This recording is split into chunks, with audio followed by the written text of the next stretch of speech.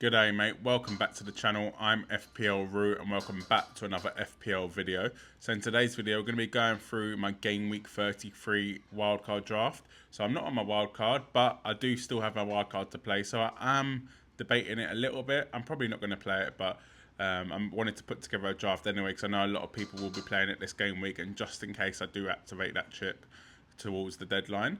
If you are new to the channel, please make sure you do subscribe, like this video as well if you do like it, and let's get into it.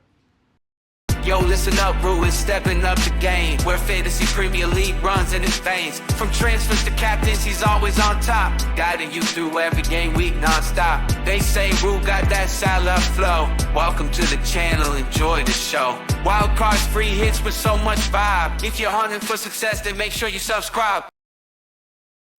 So we'll start off with the goalkeepers and the defenders. It was a tough decision for the goalkeepers. I have gone with Petrovic and Dubravka. I think I've gone for Dubravka because I don't think Pope is back for the foreseeable future. Even if he is back, Petrovic has double game weeks coming up. So the reason I have gone for Petrovic is because Chelsea have more games than any other team. They obviously double in 35 against Villa away and Spurs at home, and then they double in 37 against Forest away and Brighton away. So again, not the easiest double game weeks, but I think you got more chance of a clean sheet, you got more save points, and I think for that price, I don't think you can really go wrong with Petrovic. He's 4.6 million, which is still very, very cheap considering the amount of games he's got. I think it's worth the risk. Also, Dubravka, 4.2 million. If he does keep his place, if Pope is back, I don't think Pope is actually back though. I think there was a talk that he could be back towards the end of the season, but for me, it says the 27th of April, but I don't think they'll, which is around game week 25, but I don't think they'll rush him back in. There's kind of no need. I think Dubravka's played pretty well since Pope has been out. So them two goalkeepers are my starting goalkeepers for the wild card. Like I said, good fixtures for Chelsea with the amount of double game weeks they got, and then Newcastle have good fixtures apart from this game week. In game week 33 they've got Crystal Palace away, Sheffield United at home, Burnley away, and then a double game week of Brighton at home and Man United away, and then they've got Brentford away last game of the season. So some good fixtures for Newcastle. Yes, their defence hasn't been great of late and they have a lot of injuries, but I think Trippier coming back, they've got Shah and Burns centre backs. I think that's enough to get their form back defensively, and for that price, 4.2 million, I don't think you can really go wrong. Defensively, it was a tough one because I knew I wanted a Man City defender, I knew I wanted a Spurs and Chelsea defender, but other than that, it was pretty tough. I have gone for an Arsenal defender as well though, so I've gone for Gabriel. I think with how good they are defensively, I think it will be a mistake to not go with an Arsenal defender on the wild card. Yes, like I said, I'll say this now before I go on too further. This wildcard is being built with the thought of playing the free hit in game week 34. I feel like a lot of people that are wildcarding this week will have their free hit left. So I will try and talk about different players you can bring in if you don't have your free hit left. But this is going to be focused around free hitting in 34. So that's why there's only one Arsenal player in this whole draft. Spoiler alert. But I think Gabriel had to be in there with their fixtures. Again, they've got Villa at home, and they've got a double game week, which you should be free hitting in. But even if you're not, you've got a double game week of Wolves away, Chelsea at home. Then you've got Spurs away in 35, which you can bench him for. Then Bournemouth at home, and then a double game week further in. They don't actually have one in 37, so yeah, you could maybe even take him out towards the end of the season. But for me, I think an Arsenal defender just had to be in there. Defensively, they've been so good this season, and I've gone for Gabriel because of his kind of aerial threat. And for 5.4 million, I think it's worth having him in, and then you can maybe take him out towards game week 37 when you want to load up on more double game week players for that double game week. Next up, Gavardio. He was the Man City defender of choice. I don't love it, to be totally honest with you. I don't trust any Man City defender at the moment, especially because they are conceding goals. They just conceded 3 to Real Madrid, which is obviously not a terrible thing, but they are conceding a lot of goals. Ake's out with a calf injury. Then Walker's out as well.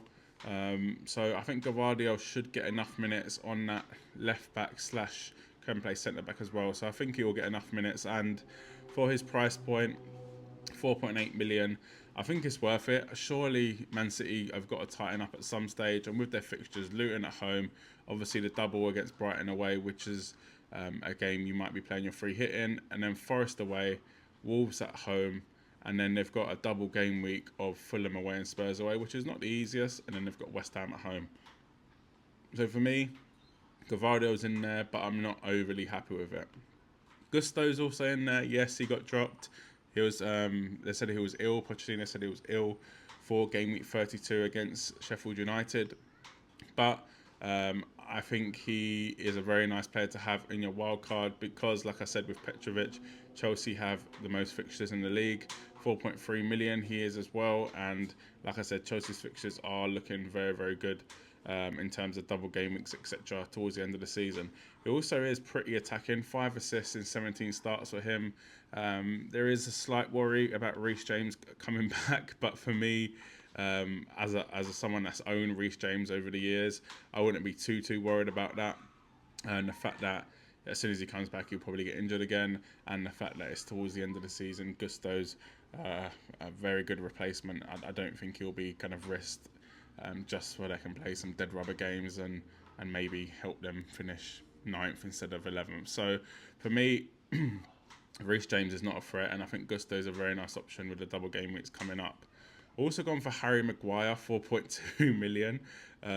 Maybe laughed by a lot of people. Man United actually have some really nice games, and I feel like whenever they become the laughing stock, they start putting together a few performances. Yes, there's a stat that they conceded about 100 shots, I think it was, in the last 3-4 games, but for me, the fixtures look very, very good. Maguire's an attacking threat as well. We know he can get on the end of set pieces. And like I said, yeah, Bournemouth away in 33, Sheffield United at home, Burnley at home, Crystal Palace away, then a double game week, both at home against Arsenal and Newcastle, and then Brighton away. So the fixtures are there for Harry Maguire, which is why I've got him in the team. And at 4.2 million, again, I don't think you can really go wrong. 3 assists this season, 1 goal, so he can get attacking returns in 15 starts, that is. And yeah, 4.2 million, I think he's a good player to have on the bench and maybe play if you do have your bench boost chip in 37. Pedro Porro is also in there. It's a tough one with Pedro Porro. He's now 5.9 million, which is very expensive. He's obviously just got a massive haul, 11-pointer against Nottingham Forest, but Spurs are just not keeping clean sheets, and it's hard to bring in a player, no matter how attacking they are, when the team is almost guaranteed not to keep a clean sheet. And especially with Spurs' fixtures coming up, I am not confident of that at all. So they've got Newcastle away in this game week, which you could easily bench him for. And then they blank in 34, which is, again, maybe this is why you'll play your free hit in that game week. Then they've got a double game week of Arsenal at home, Chelsea away. And then in 36, they've got Liverpool away, which is a tough game. Then they've got Burnley at home in a double game week and City at home. And then they've got Sheffield United away. So a couple double game weeks in there, albeit tough fixtures. I'm not expecting any clean sheets, but you're just hoping with Pedro Porro for them attacking returns. 1 goal, 8 assists this season in the Premier League. And for me, he's definitely deserved more. He's been so attacking. That 1 goal should have come 6, 7, 8, 9 games ago.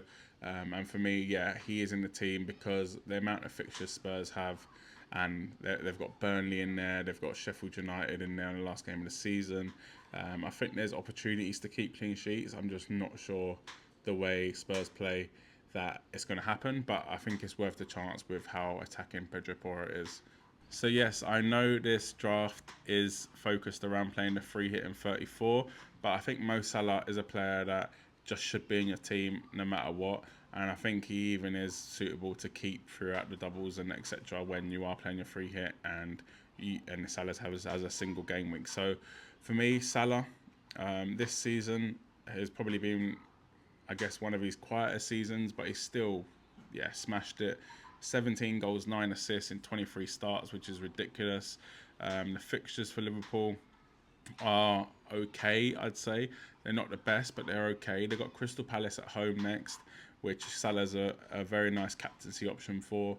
Then they've got Fulham away, Everton away in a double game week. Then they've got West Ham away, so that's 3 away games in two game weeks. Then they've got Spurs at home. Then they've got Villa away, which is another tough double game week, tough away game. Then they've got Wolves at home. So for me, with Salah, obviously, if you're not on a free hit in 34, then Salah will definitely be in your wild card, and probably someone like another Arsenal midfielder like Odegaard, Havertz, Saka. But even if you are playing a free hit, I think it's worth keeping Salah at least until double game week 37. I think the fact they've got Crystal Palace, Fulham, Everton, West Ham, Spurs concede a lot of goals, and then Villa away in 37, which again could be tough, but you could potentially go Salah to maybe a different Man City midfielder. You could go for a Son if you don't have Son in your wildcard draft. You could go for someone else. But for me, I would just put Salah in the team straight away and keep him for now because I think he's going to do damage for now. Also, with Liverpool, obviously, if you're not playing your free hit in 34, you're definitely going to want Salah. Cole Palmer is a player that should be in everyone's team, to be totally honest with you. 6.1 million, and the fixtures, like I've said for Chelsea, I won't go through him again because I've just gone through him, but Cole Palmer is a must-have. He's still only 6.1 million, which is ridiculous. 16 goals, 10 assists so far this season. That's 22 in 22 starts. That's 26 returns. The guy's ridiculous, and he is a potential, to be honest, captaincy option for some of the double game weeks. So Everton at home for Chelsea. Then they've got Arsenal away in 34, which is not the best. Then they've got Villa away, Spurs at home in the double game week in 35, which again is not the best. But the double game week in 37 is Forest away, Brighton away, which for me is a potential captaincy option for Cole Palmer. With how good he is, with him on pens, it's definitely an option. Do I think there's better? Probably, but he is definitely someone to look at. And he's a must-have in anyone's team, to be honest, at the minute. Next up, we've got James Maddison. So a little bit disappointing for him. I've actually owned him since game week 29, I think it is. And he's blanked 4 times in a row. It's annoying. 4 goals, 9 assists this season and 21 starts. He did start off the season very well, but it's a rough one with Maddison because he's in shocking form. He's been coming off early. 29, 65 minutes, 67 minutes, 30, 69 minutes, 31, 75 minutes, 32. And Spurs have been needing goals in some of them games as well. So it's not a ideal situation. And I don't think he's actually on all set pieces. I think Pedro Porro is actually going to be taking some set pieces. So you haven't got that either. Do I think there's better midfielders out there? Absolutely, I do. I think Saka is probably a better option overall. But I think the fact that you're wildcarding now, you're free hitting in 34, where you can get Saka, you can get the Liverpool mids. Maddison's got a double game week in 35, double game week in 37. Sheffield United at home, Burnley as well. I just think it's worth the risk, to be totally honest with you. I think Spurs are going to score goals no matter what, and it's just a amount of time that Maddison does start to deliver the assists and the goals. Also got Heung-min Son, who, again, like Maddison, hasn't been amazing the last 2 game weeks. So 32 an assist, 31 blank, and then he obviously got a goal against Luton and a blank against Fulham. So he's done well, and for his price point, you could argue 10.1 million, it is a little bit too expensive, but this season, 15 goals, 9 assists, 27 starts, 26 returns and 27 starts is pretty good to me. And like I said, the fact that Spurs have got the fixtures in terms of the amount of fixtures, the fact that you can load up on Spurs where other people that are not playing their free hit in 34 can't do because they obviously blank in 34. So the main difference is if you don't have your free hit to play in 34, then I would be not having any Spurs players, to be totally honest with you. I'd probably be trying to maybe dead end into 34 if you can, and then wildcard in 35, but maybe only having Son as well. So yeah, there are a few options, but it's a bit tricky to get everyone's strategy into one video. So with this one, we're just going to be mainly focusing on free hit 34. Garnacho as well.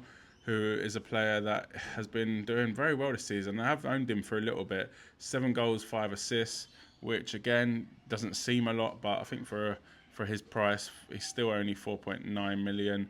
The fact that he's so young as well and he's played 23 games, for me, he is a starter. I think he's first choice on the left and he's first choice on the right, to be honest, over Anthony and Martial at the minute. And yeah, for me, he can be a nice player to have on the bench and then potentially use for a bench boost later on in the season. Like I said, Man United's fixtures are so good. Bournemouth away, Sheffield United at home, Burnley at home, Crystal Palace away, Arsenal at home, and Newcastle at home. So some really nice fixtures there. Oh, and then Bournemouth away last game of the season. So some really nice fixtures there for Man United and for Garnacho, which is why I've got him in the team, ready to kind of bench boost if you have the chip, or ready to come in at any point with a good fixture. Let's get on to the forwards. So I've gone for something a little bit different with the forwards. I've gone for the double City forwards. Let's talk about Haaland first. So a lot of people probably don't have Haaland in your team currently, and I think Wildcard is a perfect chance to bring him back. Yes, there is a chance he doesn't play against Luton in 33 with Real Madrid in the Champions League in midweek in between 33 and 34 coming up.